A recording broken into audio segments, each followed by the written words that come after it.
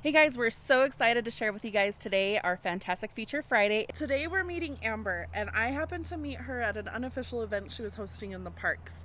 And by following her on Instagram, we've reconnected multiple times at the parks when we're out there.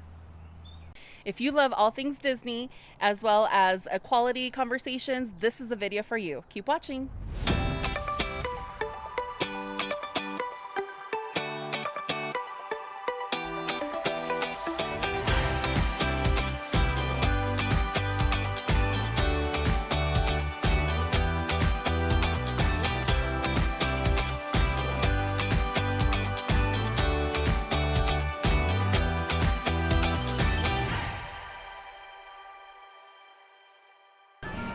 So tell us about this bound that you have today.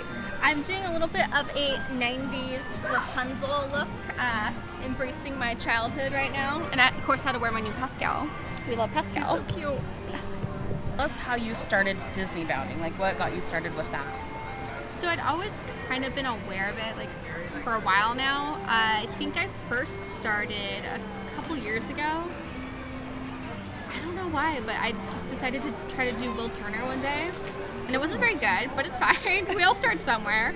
And then the next time I went to Villains Day, and that was my first Evil Queen look. And I was like, all right, this is fun. I also happened to work for Hot Topic at the time. At the corporate level, so I had access to a lot of fun accessories, which helped. Yeah, that definitely helps. So tell us where your Disney inspiration originates from, or your first Disney memory, or... First Disney memory? That's hard. I've been coming to Disneyland since before I can remember, honestly. I think my first Disney memory, I was sitting in my stroller next to Pluto crying. Oh! That's awesome. Crying from joy or fear? Fear. Definitely fear. That tends to be a thing that happens, I think though, that's so like a a lot of theme. people can relate to that. So tell us how Disney has been influential in your life. I met most of my friends at Disneyland. That's awesome. I started coming to Disneyland, like we had passes when I was younger, but I lapsed for a while, and then as an adult, I was like, I have money to buy a pass again. And so I started coming with my former coworkers who are still really great friends of mine, but just through coming to Disneyland, sometimes with my mom, we come for our mother-daughter days. Just coming to Disneyland and just talking to people, I actually made so many more friends. That's how we met. Yeah, Like, true. by chance, kind of. Actually, it was because of Maria, because she texted me when I was out here once, and she's like, you need to go do this event. So, and then I met you. So, Yeah, sure. yeah. What would you say your mission statement or mantra might be personally, or... So I'm all about raising awareness and just promoting like diversity and inclusivity within the Disney community, and I'm big about representation. I think Disney needs more of it. We're doing better than we used to. I always joke that Jasmine was the first princess I connected with because she was the first princess with melanin. We've come a long way, but you know, Elena still doesn't have her own movie, so we're not there yet. That's true. I have my campaign Wakeup Princess, which is all about taking Disney stories that maybe aren't traditionally feminist and putting a feminist spin on them. Very big into Latinx representation. I always say Disney princess, but make them Latina. It's a big thing for me. And then also I tend to talk a lot about mental health because I'm passionate about raising mental health awareness. Yeah.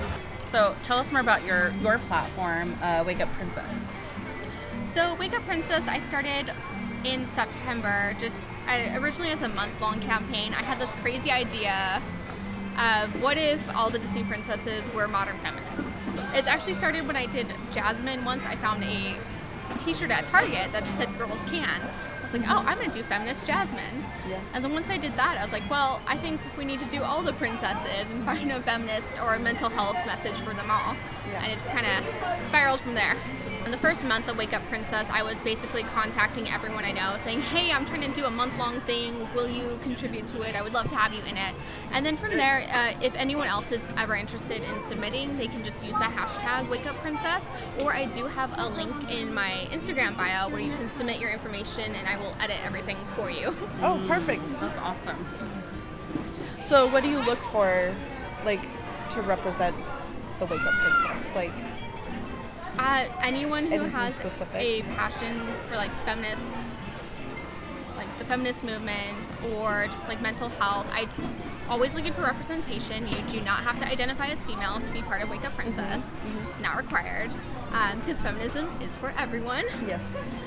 And then just in general, people who have a strong message that they want to share, whether it's a personal story or they're really passionate about a specific topic. We've talked about everything from wage inequality to like sizeism, and I'm also big on inclusivity. So Yeah, it helps with a lot of the mental health that like it interacts the same way as well.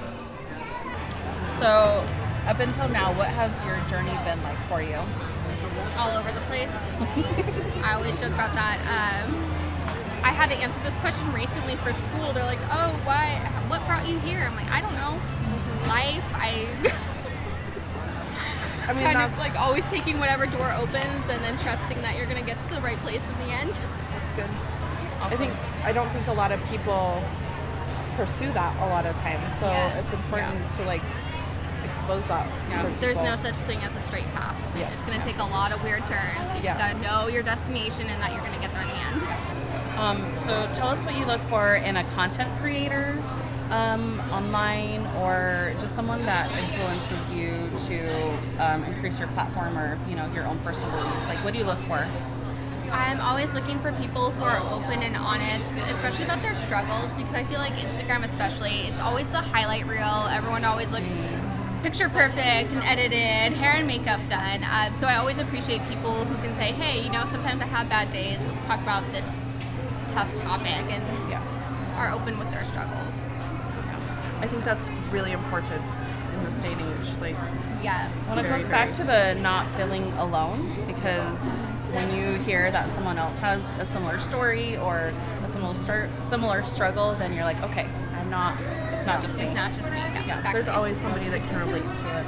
So, okay, so tell us some of your goals for the future. Oh, I feel like that's a loaded question. Finish grad school first. But in terms of like Instagram and Wake Up Princess, I just want to continue growing the campaign, get more people to participate. Again, big on representation, trying to make sure there's a little bit of representation for everyone. So that's the most immediate goal. Perfect. What are you going to grad school for? I'm currently getting my master's in screenwriting. Ooh, wow, that's awesome. That's awesome. Yeah, and that's great also for Instagram. Like, I have read like all through your Instagram posts and stuff, and I like how you write. Thank you. I appreciate it. It is noticeable. What would you say your favorite Disney quote is, and why? Oh, this is a hard one. I don't want to be cliche, but I'm big into faith, trust, and pixie dust. Yes. Like, I think those are the 3 essentials in life. I love that. So tell us what going beyond your tower means for you. So it was so funny when you guys launched and were talking about your message, because I was in the process of writing a 𝓑𝓮𝓂𝓷𝓭 all about mental health. Yes. And I relate a lot to Rapunzel, because I draw parallels between being stuck in her tower and struggling with like depression and other mental health issues, and how we kind of like build towers in our own mind, and then we get stuck in them, and you're always like waiting in life for like that one thing or that one person who's going to come drag you out of your tower, but you have to be that person a lot of times. So true. All right, so lightning round, ready? Okay, I think so. What's your favorite movie? Tangled. Who's your favorite character? Okay, that I have to specify. Do you mean in the movies or in the parks? Because they're very different answers. Let's take one of each. Yeah. In movies and TV shows, I'm always partial to Punzi and Flynn.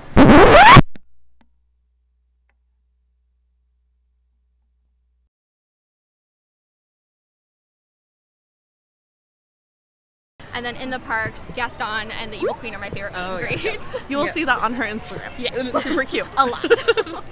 What's your favorite land in the parks? I love Fantasy Fair and Fantasyland, New Orleans.